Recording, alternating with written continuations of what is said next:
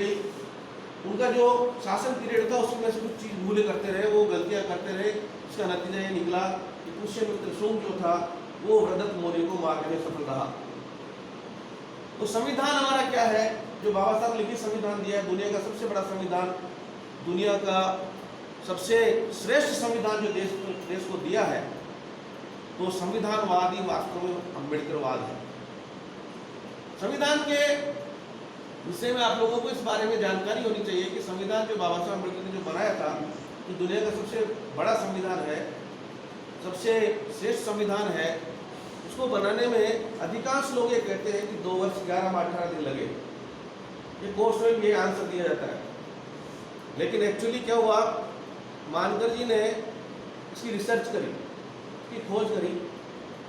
एक कार्टून छपा था लोकसभा के अंदर, एक चर्चा हुई थी, जानो तो, कि बाबा साहब अम्बेडकर संविधान लिख रहे हैं और पीछे नेहरू हंटर लेके खड़ा हुआ है। एक शंकर नाम का जो कार्टूनिस्ट था, उसने कार्टून छापा और वो कार्टून जो था 12वीं की किताब में छप गया, CBSE की 12वीं किताब में छप गया। उसके बाद संसद में हंगामा हुआ कि नेहरू हंटर लेकर के बाबा साहब से कह रहा है कि जल्दी लिखो संविधान। क्या कहते हैं, जल्दी लिखो। इतनी हिम्मत हो गई उन लोगों की इस तरह कार्टून छापने की। तो मानकर जी ने इसके बारे में डिसीजन लिया। क्या लिया कि आखिर संविधान इन्होंने कितने समय में लिखा और देश के लोगों को, और दूसरे दुनिया के देशों में संविधान कितने समय बना। तो उन्होंने 40 देशों का कंपैरेटिव स्टडी किया संविधानों का। तो ये पाया कि दुनिया का सबसे बड़ा संविधान, सबसे श्रेष्ठ संविधान बाबा साहब अम्बेडकर ने सबसे कम समय में, सबसे कम लागत में लिखा, ये पाया। जबकि दुनिया के 100-150 आर्टिकल्स के संविधान उनको बनाने में 2-3 साल लग गए। बाबा साहब ने केवल संविधान बनाने में 144 दिन लिए। केवल कितने दिन लिए? उनकी जो बाबा साहब ने जो संविधान लिखा है उसमें मात्र 144 दिन लगे हैं। और डे बाय डे कौन से दिन बाबा साहब ने क्या काम किया उसकी पूरी रिसर्च हमारे पास। तो 144 दिन का मतलब होता है 5 महीने भी पूरे नहीं है,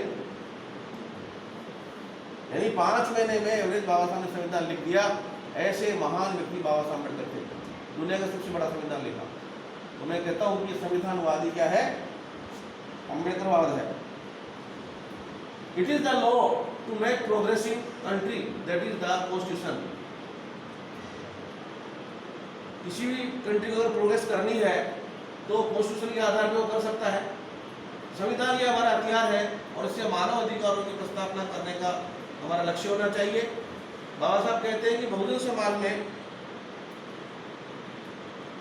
2 तरह के परिवर्तन आने चाहिए, यानी 2 चीजें एस्टेब्लिश होना जरूरी है। सबसे पहले कि हमारा पॉलिटिकल स्ट्रक्चर ऑफ सोसाइटी बनना चाहिए।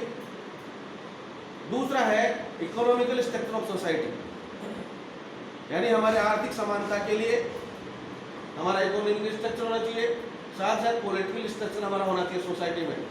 ये दोनों, इन दोनों के बगैर हमारा समाज आगे प्रोग्रेस नहीं कर सकता, बढ़ नहीं सकता। तो जब तक दुनिया में लोगों की आर्थिक और राजनीतिक संगठना समता, स्वतंत्रता, बंधुता पर आधारित नहीं होती है, तब तक दुनिया की दुखों से मुक्ति नहीं हो सकती।